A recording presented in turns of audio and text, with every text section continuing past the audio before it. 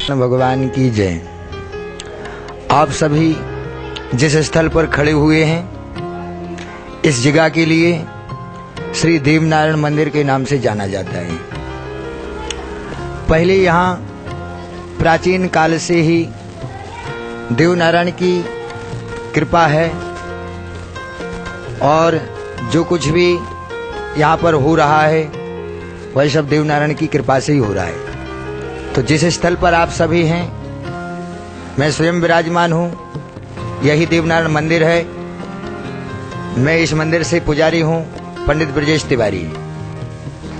पूज्यपाद प्रातः स्मरणीय बाबूजी के पीरियड से 2006 से इस मंदिर की मैंने पूजा का भार लिया।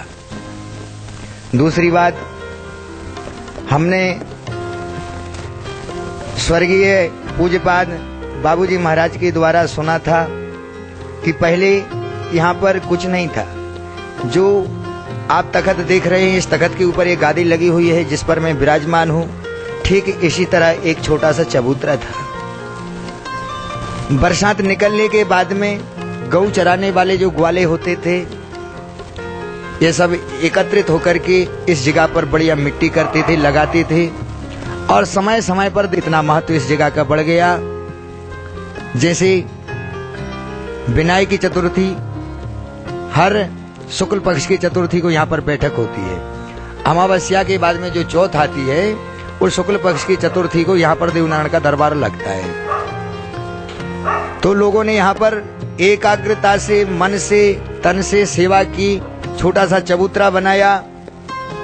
भगवान ने ऐसी कृपा की कि आज इतना बड़ा निर्माण हो गया इस जगह का। तो कहना यही चाहता हूं मैं, करमुदी को कौन जानता, छोटा सा एक गांव, देवनारायण ने कृपा करी, जग में करायो इस गांव का नाम। और मंदिर बनने में 1 एकड़ भूमि दान स्वर्गीय पंडित जी अतर सिंह जी के भाई दान सिंह जी गुर्जर ने 1 एकड़ भूमि दान इस मंदिर निर्माण में की। और भगवान की कृपा से यहाँ पर जो भी मनोकामना वाले भक्त दूर देर से आते हैं, भगवान उनकी मनोकामना सिद्ध करते हैं। सर्वत्र इस स्थान पर आने वाला भक्त देवनारायण का भक्त हो जाता है और देवनारायण सर्वत्र उसकी सहायता करते हैं। उस भक्त के नाना प्रकार के दुखों का निवारण करते हैं और जन्म जन्मांतरों तक के लिए भगवान उसके ऊपर कृपा करते हैं।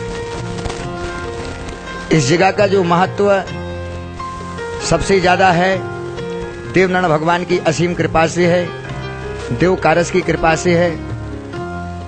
बाबूजी महाराज ने ही अपने सामने उनके पुत्र विजय सिंह गुर्जर जी को इस स्थान का राज पंडा बनाया, जिन्होंने राजस्थान भरतपुर जिले सीते कुंड में जाकर के, जिस सीते कुंड से कृष्ण रूप कारस का अवतार हुआ था, उसी कुंड में जाकर के हमारे पंडित जी विजय सिंह जी ने स्नान किया, जिनके ऊपर भगवान कारस की असीम कृपा हुई और वही वर्तमान इस स्थान के पंडा हैं।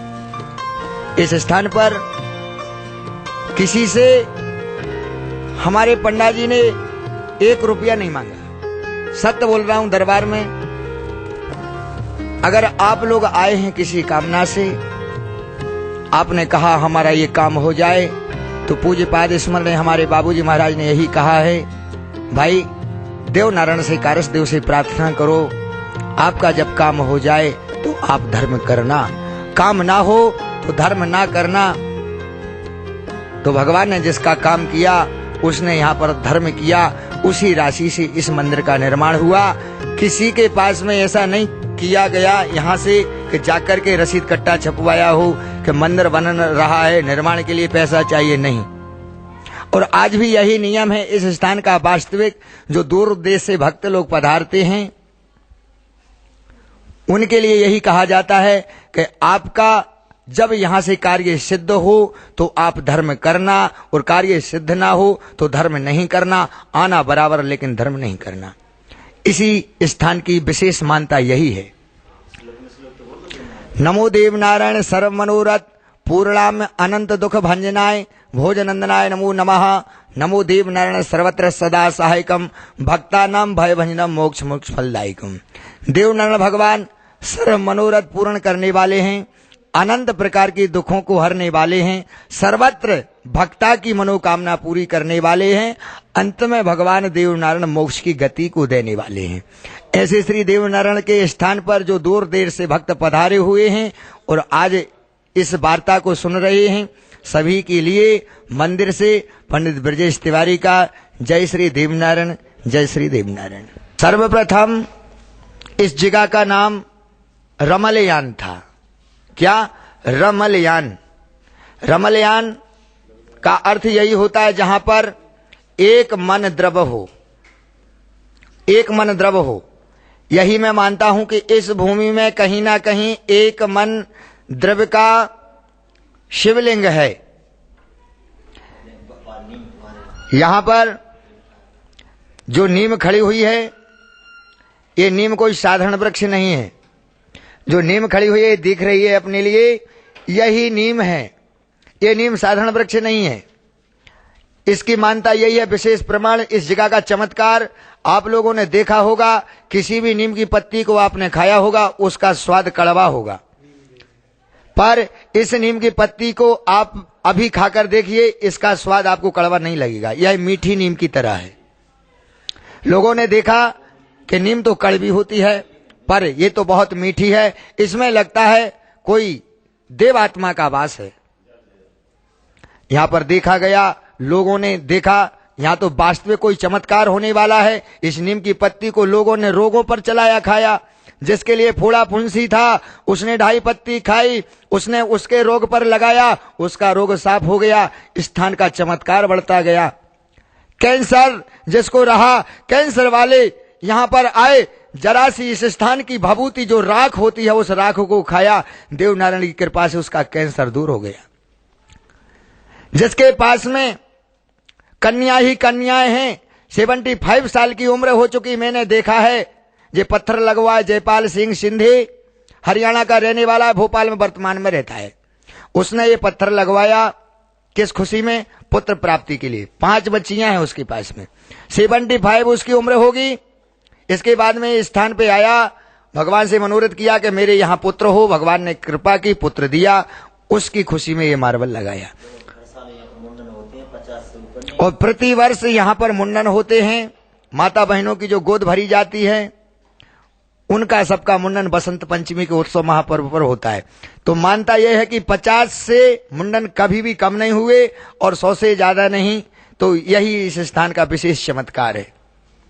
और भी प्रमाण के रूप से भूत प्रेत वाला जो भी यहां पर आता है, जिसके लिए जन्म जन्मांतरों से बाधाओं ने घेर लिया है, ऐसा जीव भी अगर दरबार में आ जाता है तो देवनारायण की कृपा से उसके लिए ठीक कर दिया जाता है। यही चमत्कार है स्थान का। और चमत्कार देखने के लिए यही मानता हूं मैं। एक दिन विशेष रूप से मेरे लिए इस स्थान पर वास्तविक बोल रहा हूं, गुड़ की आवश्यकता पड़ गई। पूरे मंदिर में मैंने गुड़ ढूंढ लिया, गुड़ नहीं मिला। निराश हो गया कि अब मैं गुड़ लेने के लिए कहां जाऊं। समय 12 बजे का हो रहा है, भोग लगाना है। मैं आया कमरे से बाहर, तो यहां पर मुझे देव के सामने कहता हूं, उस देव को पता है कि यहां 10-15 किलो मुझे गुड़ रखा मिला। आज भी जो कुछ भी इस स्थान से होता है वह चमत्कारिक होता है। के लिए यहां पर स्थान पर पंडा जी हैं, विजय सिंह जी, और पुजारी जी भी हैं।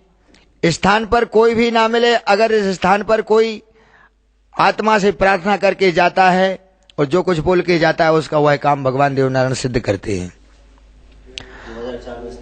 और भगवान देवनारायण की स्थापना 2004 में पूज्यपाद अतर सिंह जी पंडा जी के कर कमलों द्वारा हुई। और वर्तमान पंडा जी विजय सिंह जी के सानिध्य में सारी जिम्मेदारी है।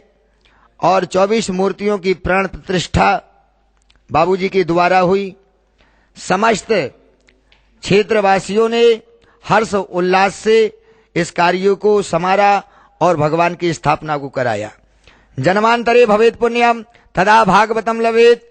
जन्म जन्मांतरों के भाग्यों का उदय हुआ तभी ऐसा इस स्थान पर निर्माण हुआ। मैं तो यही मानता हूं कि ये भूमि भी किसी नैमिषारण्य पवित्र भूमि से कम नहीं है। जहां पर 24 मूर्तियां विराजमान हो, उनके बीच में जाकर के मनुष्य कोई भी काम ना करे तो वैसे ही सिद्ध हो जाती है, वैसे ही चमत्कार हो जाता है। और संसार में यहां पर जो भी आते हैं, संसार में जो लोग नियम बताते हैं, वो यहां पर कोई नियम नहीं बताया जाता। यहां पर जो आता है परेशान आदमी, तो उसके लिए एक ही नियम बताया जाता है, 108 बार ओम नमः शिवाय का जाप करो, तुलसी के लिए जल चढ़ाओ, गौ का सेवा करो, सूर्य के लिए जल चढ़ाओ, मन मर्यादा में रहो। यही यहाँ का नियम और परहेज है। आगे क्या कहूं, शेष बाकी सब कुछ ठीक है। जय श्री देवनारायण। स्थान की महिमा का वर्णन जन्म जन्मांतरों तक अगर मैं करूं तब भी नहीं कर सकता हूं, इसलिए जय श्री देवनारायण।